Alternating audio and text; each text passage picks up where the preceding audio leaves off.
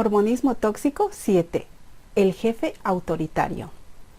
Hola gente inicua. Esta vez nos toca hablar de las diferencias entre la autoridad y autoritarismo y por qué aplica este tema al sistema que se vive en la Iglesia Mormona o de Jesucristo de los Santos de los Últimos Días. Pues porque dentro de dicho sistema existen puestos de liderazgo. Como buena empresa que se precie, ya lo hemos repetido hasta la saciedad, pero no es ningún misterio, allí las cosas van por grados, por escalada ascendente. Existen distintos cargos de gestión administrativa en los que por supuesto hay jefes y subordinados.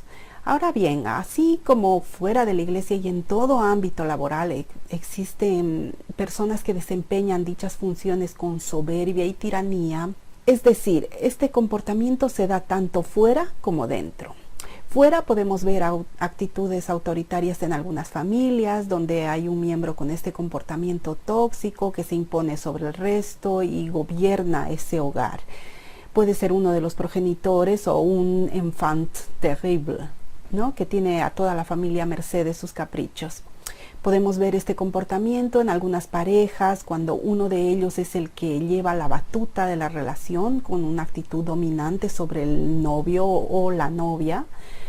También podemos ver en la oficina, ¿no? Cuando un jefe tiene sometido al resto del grupo y así en muchos ámbitos. Pero en este canal y específicamente en este video hablamos de relaciones interpersonales, ¿no? Lo que se cuece por debajo, ¿no? De los efectos que causa en nosotros dichas maneras de comportarse y de la influencia de estas personas en nuestras vidas. Mucho tiene que ver con este aspecto tóxico que es el ejercicio de poder de manera autoritaria. Primero, hablemos en conjunto, vamos a hablar en comunidad, ¿no? La iglesia tiene normas, tiene estándares, tiene reglas que en principio eran inamovibles, ahora los tiempos han cambiado y sí, estamos viendo cierta adaptación al mundo de hoy, ¿no? Aquellos que rechazaban y condenaban tanto al mundo, a la mundanidad y todas sus conjugaciones, pero esto es un tira y afloja y entre aquel rígido pasado y los constantes cambios del presente. Es más que evidente que la iglesia pierde miembros, pero bueno, no me quiero volver a desviar del tema, lo siento. Así que como iba diciendo, vamos a hacer un paralelismo entre la iglesia y distintos ámbitos, por ejemplo el laboral, ¿no? Y también el interpersonal y el social. Bueno, para ambas posiciones, bien seas jefe o empleado o líder y subordinado, hay cuestionamientos, ¿no? Tanto para el jefe, que en este caso puede ser cualquier miembro con un cargo, bien sea desde el poseedor de algún sacerdocio o tenga un llamamiento importante, estará con la vista puesta de la comunidad, ya que será observado en su desempeño. Y lo mismo pasa con el empleado subordinado, que en este caso sería el grueso del resto de la membresía. También está bajo el foco de los superiores, es decir, todos éramos evaluados de alguna manera. Pero bueno, el que ocupa esta posición de liderazgo y posee la autoridad, tiene o tendría que hacernos saber de forma correcta, educada, amable y adecuada todas las expectativas que se esperan de las tareas y las funciones que debemos desempeñar. Y esto implica que dicho líder, si es un verdadero líder, 1. El jefe mete miedo. Un buen líder no nos debe intimidar. Eso quiere decir que no tendría que utilizar la persuasión del miedo para hacernos hacer cosas.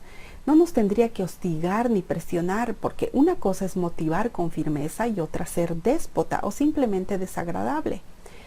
Todos y todas hemos conocido algún maestro o maestra déspota, maestros de escuela dominical, de hombres jóvenes, de mujeres jóvenes, presidentes de misión, etcétera, que empleaban su cargo o llamamiento con tanta dureza que todos estábamos firmes, ¿no? Pero no porque inspiraba o aplicaba alguna disciplina con confianza, con cercanía, con amor, con respeto, como se tiene que hacer en una institución religiosa, ¿no? No.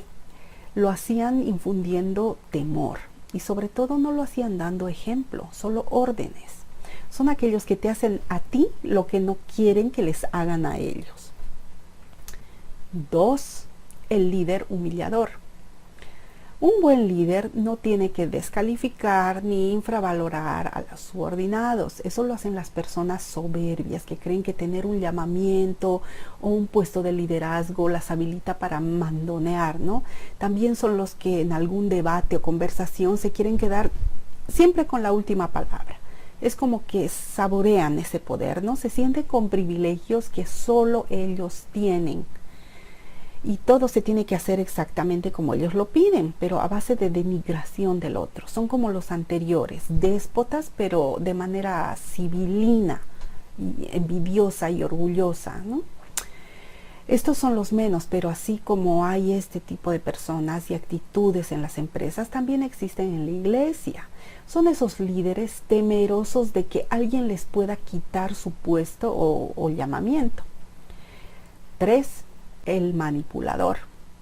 Un buen líder, obvio que no nos debe manipular. Eso quiere decir que no nos tiene que mentir o chantajear o engañarnos para hacer algo que no queremos hacer o que pensamos que vamos a hacer una cosa y acabamos haciendo otra. Como decía, son esos pseudo líderes que constantemente van a vulnerar tus límites. Brevemente voy a contar una anécdota de cuando era adolescente y como en mis épocas las mutuales consistían en hacernos trabajar para el líder local.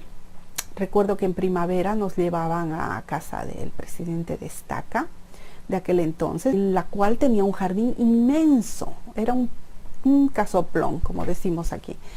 Unos podábamos los rosales, otros hermanitos cortaban el césped, otros sacaban las malas hierbas. Eso era la mutual. Ese líder y su familia no tenían ningún problema de enfermedad ni nada, porque ya de adulta todas las mutuales que organizábamos tenían por objetivo ayudar a alguien que estuviera pasando alguna dificultad o algo, ¿no? Lo edificante era prestar un servicio. En cambio, en esas ocasiones éramos los mandados. Eso sí, siempre estábamos dispuestos a ayudar. De hecho, lo hacíamos con gusto, pero ahora, echando la vista atrás, está más que claro que se aprovechaban de nosotros. Ellos, tanto el obispo, los otros cargos y sus esposas disfrutaban de una riquísima barbacoa y no movían un dedo en las labores de jardín. Y obvio que nosotros solo olíamos la barbacoa, la parrilla, ¿no? Solo nos invitaban Coca-Cola, muchísima Coca-Cola. Y eso que cuando no había la gama de Coca-Colas que hay ahora, y sin cafeína, light, nada. Era la que había y no más. Pero bueno, esa es una experiencia minúscula. Estoy segura que vosotros tenéis un montón de pequeñas y grandes experiencias o vivencias en las cuales alguien con autoridad ha abusado de la misma. Por ejemplo, yo no serví una misión de tiempo completo, pero compañeros míos y compañeras retornados y retornadas traían consigo unas historias de abuso y de autoridad terribles por parte de sus presidentes de misión o de sus compañeros mayores, es decir, de hermanos o hermanas, ¿no? Misioneros, regleros, que les hacían la vida a cuadritos. Y bueno, un buen líder motiva, inspira, piensa como parte del equipo, no es egoísta, ya que un líder tóxico lo que quiere es colgarse las medallas. Os vais a dar cuenta cuando hablan de los logros de los demás como sus propios logros. Hablan de cifras, ¿no? En la misión que presido tenemos X miembros nuevos, como si los bautizara él, ¿no? Y así muchos ejemplos de empleo del autoritarismo del que hemos hablado. El metemiedo, el déspota, el tirano, el manipulador, el descalificador, etcétera. Todo esto lo utilizan para vanagloriarse, o sea, la autoridad no se la ganan, la imponen. Tienen una ansia de poder y una ambición tóxica motivada por saborear ese poder, ¿no? De tener al resto de las personas a su cargo, bien sean alumnos, miembros nuevos, gente a la que envidian. Requieren obediencia y sumisión y ver al resto por encima del hombro, eso sí. Lo vemos mucho en aquellos que no saben controlar el poder que tienen y se les sube a la cabeza. Pierden la sencillez, la humildad. Os vais a dar cuenta cuando alguien tiene un poder como un cargo o dinero. Como dice un viejo dicho, era tan pobre que solo tenía dinero. Así que, Nico, si queréis ser buenos líderes, no perdáis la sencillez ni la humildad. La iglesia, con sus mensajes ambiguos y contradictorios, nos dice por un lado que somos especiales, ser elegidos, los privilegiados, por haber conocido el evangelio, ¿no? O por habernos bautizado, etcétera. En resumen, somos o éramos los VIP, los VIP del mundo. Y por otro lado, el otro mensaje es que somos unos pecadores, inicuos, impíos, malagradecidos y otro largo, etcétera.